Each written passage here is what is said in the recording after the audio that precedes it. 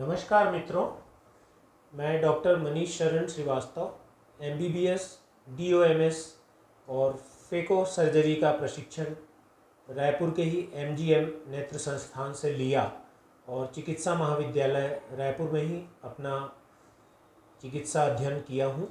और 27 वर्ष की शासकीय सेवा काल के बाद मैंने विगत 4 वर्षों से प्राइवेट प्रैक्टिस कर रहा हूँ CG हॉस्पिटल, छोटा पारा रोड, सिटी कोतवाली चौक, सदर बाज़ार के पास।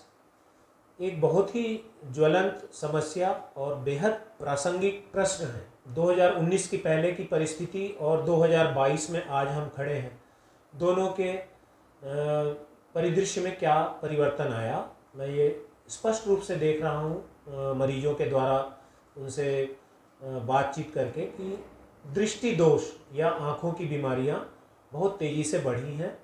और पोस्ट कोविड सिनेरियो में मानव शरीर के बाह्य अंगों में जो आउटर ऑर्गन्स हैं उसमें सबसे ज़्यादा दुष्प्रभाव, सबसे ज़्यादा साइड इफ़ेक्ट ह्यूमन आइज़ को हुई हैं। इंटरनल ऑर्गन्स आप सभी जानते हैं, WHO ने भी कोमॉर्बिडिटी वर्ड यूज़ किया कि भाई आपको पहले से डायबिटीज़ तो नहीं है, hypertension, heart disease, asthma, thyroid, ये सब बीमारी वाले मरीजों को कोविड में विशेष ध्यान दिया गया। पर आँख की किसी बीमारी के लिए ऐसा कोई गाइडलाइन नहीं बना था कि आँख के रोगियों को कोविड केस में प्रिविलेज मिले या उनको ज़्यादा अच्छे से देखा जाए। ठीक है, उस समय की वो ज़रूरत नहीं थी। जान बचाना, पूरे पीड़ित मानवता की सेवा करना हम सभी चिकित्सकों का और जागरूक नागरिकों का मूल उद्देश्य था। उसमें हम कामयाब हुए और आज 2 वैक्सीन और बूस्टर लगाकर हम एक स्वस्थ समाज में रह रहे हैं। पर जब कोविड हुआ उस समय तक मानव नेत्र के जो बीमारियां थी वो बड़े स्मूथ तरीके से, बहुत ही एक मध्यम सामान्य गति से बीमारियां जो नज़र आती हैं, जिसमें काला मोतिया, मोतियाबिंद, दृष्टि दोष और भी अन्य बीमारियां, सीजनल डिसीज, ये सब होती थी। पर 2022 के बाद जब पूरी तरह से समाज स्वच्छंद विचरण करने लगा, हमारे पास आने लगा, तब पता चला कि एरर ऑफ रिफ्रैक्शन या दृष्टि दोष या जिसे रिफ्रैक्टिव एरर कहते हैं, उसकी संख्या 6 गुना बढ़ गई। जो पहले राष्ट्रीय आंकड़े थे कि 100 बच्चों की क्लासरूम में हम जाते हैं, कोई भी टीचर 100 के स्ट्रेंथ वाली क्लास में जाता है 6th to 11th क्लास तक, जो कि सबसे स्टूडेंट्स का सबसे वाइटल ईयर्स होते हैं, सबसे ज़्यादा महत्वपूर्ण वर्ष होते हैं, क्योंकि उसको अपने कैरियर निर्धारण के लिए वो विषय का चुनाव करना पड़ता है जिससे वो अपना आजीविका चला सके भविष्य में।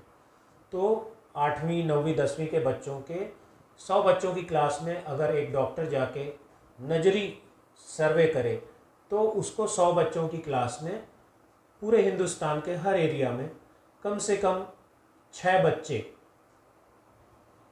6 से 7 बच्चे रिफ्रैक्टिव एरर के या केवल चश्मा लगाए हुए मिलना चाहिए। मतलब 50 बच्चों की क्लास में 3 बच्चा से 4 बच्चे तक चश्मा लगा हुआ, या जिसको रिफ्रैक्टिव एरर कहते हैं, जिनकी आंखें कमज़ोर हैं ऐसा भी बोलते हैं। कुछ लोग बोलते हैं कि सिर दर्द दूर करने के लिए चश्मा लगाया जाता है। तो इस तरह के चश्मा वाले बच्चे मिलते हैं।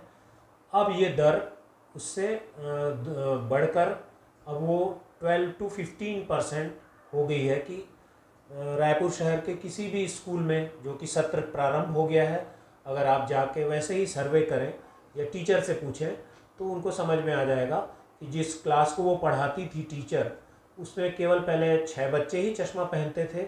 अभी समर वेकेशन के दौरान ही लगातार स्क्रीन एक्सपोजर, डिजिटल माध्यम का अत्यधिक उपयोग, खूब सारे वीडियो गेम खेलना, फिज़िकल एक्टिविटी का अभाव, उसके कारण जो क्लास में 100 बच्चों की क्लास में 7-8 बच्चे रिफ्रैक्टिव एरर के मिलते थे, वो अभी 12 से 15 हो गए।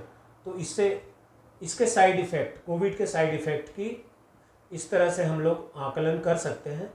इसका ये मतलब हरगिज़ नहीं है कि कोविड वायरस ने आँख के ऊपर कोई प्रभाव डाला जिसके कारण चश्मा ज़्यादा लग रहा है लोगों को। इसका मतलब ये हरगिज़ नहीं है। कोविड के कारण जो होम आइसोलेशन और जो हम work from home culture, online classes, उसके आदी हो गए, उसका सबसे ज़्यादा नुकसान छोटे बच्चों और युवा पीढ़ी को हो गया। न्यूक्लियस फैमिली में पति पत्नी और जो अगर 2 बच्चे का परिवार है, पति पत्नी अपने जॉब में भी जा रहे हैं या वर्क फ्रॉम होम भी कर रहे हैं, तो वो अपने परफॉर्मेंस को सुधारने के लिए बच्चों को ही, अपने ही घर के बच्चों को दूसरे कमरे में एक गैजेट्स ला के हम खुद ही गिफ्ट कर रहे हैं, जो कि किसी न किसी रूप से फिर 2 साल 1 साल के बाद उसी बच्चे को डॉक्टर के क्लिनिक में लाएंगे और फिर चश्मा लगवा के जाएंगे। तो ये एक ज्वलंत समस्या है जिसके लिए पूरे समाज के हर वर्ग को जुटना पड़ेगा, जूझना पड़ेगा, तब आने वाली पीढ़ी के नेत्रों को, बच्चों के नेत्रों को, टीनेजर्स को हम एक स्वस्थ भारत और एक रंगीन दुनिया दिखा पाएंगे। जी।